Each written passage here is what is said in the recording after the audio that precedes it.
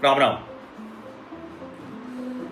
अक्सर चर्चा होती है कि जितनी एजेंसियां हैं केंद्र सरकार की या राज्य सरकार की, वो अपनी पार्टी के लोगों का भ्रष्टाचार को छिपा लेती हैं, दबा लेती हैं। और केंद्र सरकार पर ये गंभीर आरोप लगातार लगते रहे कि भाई ईडी हो, सीबीआई हो या दूसरी जो ऐसी केंद्रीय एजेंसियां हैं, वो विपक्षी पार्टियों पर तो टूट पड़ती हैं, एकदम कूद जाती हैं, एकदम मारामारी कर देती हैं। लेकिन भारतीय जनता पार्टी का नेता हो, भारतीय जनता पार्टी का मंत्री हो, तो उसके खिलाफ उस तरह से कार्रवाई नहीं होती। और लाख आप कहें, लेकिन कई बार ये आरोप एकदम सही दिखता है।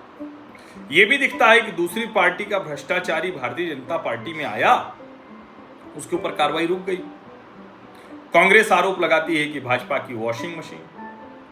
अब ये एक ऐसी चीज होती है जिससे जनता का भरोसा वो घटता है। फिर तो ये लगता है कि अच्छा ठीक है भाई, जिस सरकार के लोग हैं, अच्छा ये भाजपा पर इसलिए आरोप लग रहा है क्योंकि भाजपा के ज्यादा राज्यों में सरकार है, केंद्र में सरकार है, लगातार सरकार है, तीसरी बार सरकार है। लेकिन ये आरोप लगता सब पे है।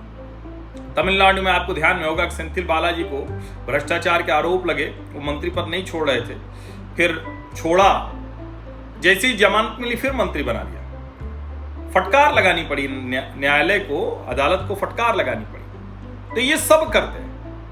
और हर सरकार में जो उससे जुड़े हुए लोग होते हैं, उनके घर परिवार के लोग हैं, मंत्री जी हैं, तो उनके ऊपर भ्रष्टाचार का मामला नहीं चलता है। अब ये एक ऐसी चीज है जिसको लेकर सवाल उठता है और उठना ही चाहिए।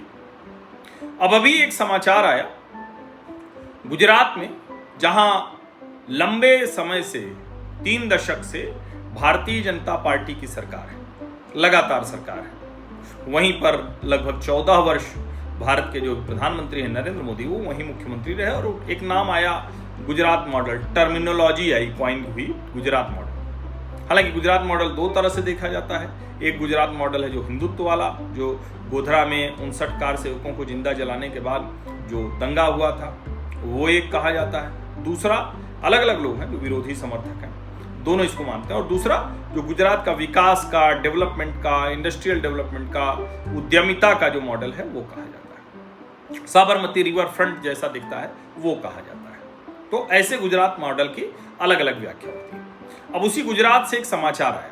जैसे ये समाचार आया तो मुझे लगा कि इस पर तो भाई थोड़ा ठीक से बात होनी चाहिए। गुजरात सरकार में एक मंत्री हैं बच्चूभाई खाबड़। अब बच्चूभाई खाबड़ के बेटों के ऊपर, उनके ऊपर नहीं, उनके बेटों के ऊपर बड़ा गंभीर सा आरोप लगा है।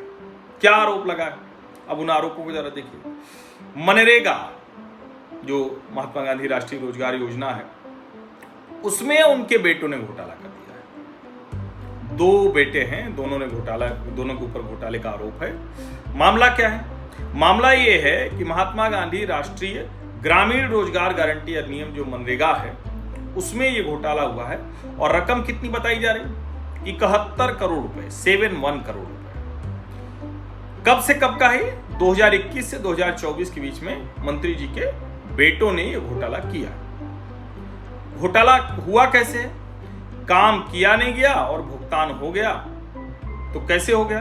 फर्जी दस्तावेज बनाए गए। अब ये दोनों बहुत गंभीर मामले होते हैं। जो गिरफ्तार किए गए हैं लोग, बच्चूभाई खाबड़ जो गुजरात सरकार में मंत्री हैं, उन्हीं मंत्री जी का बेटा है बलवंत खाबड़ और किरण खाबड़। ये दोनों उनके छोटे और बड़े बेटे हैं। और ये पहले तालुका विकास अधिकारी रह चुका है। 2 सहायक कार्यक्रम पदाधिकारी, एपीओ जो होते हैं, उनको भी गिरफ्तार किया गया है किरण के साथ। मंत्री जी के 2 बेटे हैं, एपीओ है। कुल इसमें 11 गिरफ्तारियां हुई। 71 करोड़ का मसला है, 11 गिरफ्तारियां। फर्जी वर्क कंप्लीशन सर्टिफिकेट बनाया गया, जाली दस्तावेज तैयार किए गए, कोई निर्माण किए बिना सरकारी भुगतान हासिल कर लिया गया। जो ठेकेदार ऐसे थे ही नहीं वो काम कर पाते, उनको ठेका दे दिया गया। अब जब बिना काम के हो रहा है तो फिर अनुभव वाले ठेकेदार चाहिए क्यों आवश्यकता है इसकी? कोई आवश्यकता नहीं। ये घोटाला कैसे पकड़ा गया ये महत्वपूर्ण है, क्योंकि मंत्री के बेटे शामिल हैं और फिर भी घोटाला ये पकड़ा गया, तो इसको जानना चाहिए। जिला ग्रामीण विकास एजेंसी, DRDA, उसका इंस्पेक्शन था, उसने निरीक्षण के दौरान ये सारी की सारी अनियमितता देखी। उसी में पता चला कि परियोजनाओं के लिए भुगतान तो कर दिया गया, लेकिन ये परियोजनाएं तो अस्तित्व में थी ही नहीं, न सड़क बनी थी न बांध बना था, लेकिन भुगतान बढ़िया से हो गया।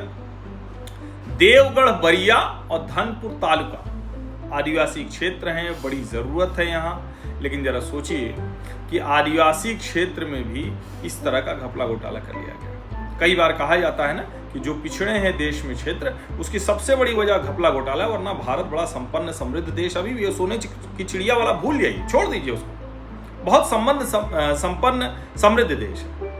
अब सोचिए, यही खाबड़ बंधु थे, इनकी एजेंसियां थी। अब जांच में सामने आ गया तो इनके ऊपर आरोप जो लगे हैं, धोखाधड़ी का आरोप है, जालसाजी का आरोप है, विश्वासघात का आरोप है, दूसरी जो ऐसी गंभीर आपराधिक धाराएं हैं वो सब लगी। तो आपराधिक धाराएं हैं, ऐसा नहीं कि कोई ऐसे छोड़ दिया गया। अब जांच एजेंसी की भूमिका क्या है, ये बड़ा महत्वपूर्ण है। एक डीएसपी सीओ जिस नाम से आप जानते होंगे, पुलिस उपाधीक्षक जगदीश सिंह भंडारी इस इन्वेस्टिगेशन को लीड कर रहे हैं, जांच को लीड कर रहे हैं। अब मंत्री जी का दबाव तो होगा ही। उन्होंने बताया है कि जो किरण खाबड़ की गिरफ्तारी हुई है, यानी मंत्री जी के बेटे की जो गिरफ्तारी हुई है, बहुत ठोस सबूतों के आधार पर हुई। ऐसा नहीं है कि कोई हवाई जो है कोई जो है हो गया। अब ऐसे में होता क्या, कई लोग कहते हैं कि अरे मंत्री जी से कुछ लोग नाराज होंगे मंत्री जी का, तो उन्होंने बता दिया होगा। अरे भाई, घपला घोटाला किया होगा तब न बता दिया होगा, बेईमानी की होगी, भ्रष्टाचार किया होगा तब न कोई उसमें आग लगा दे।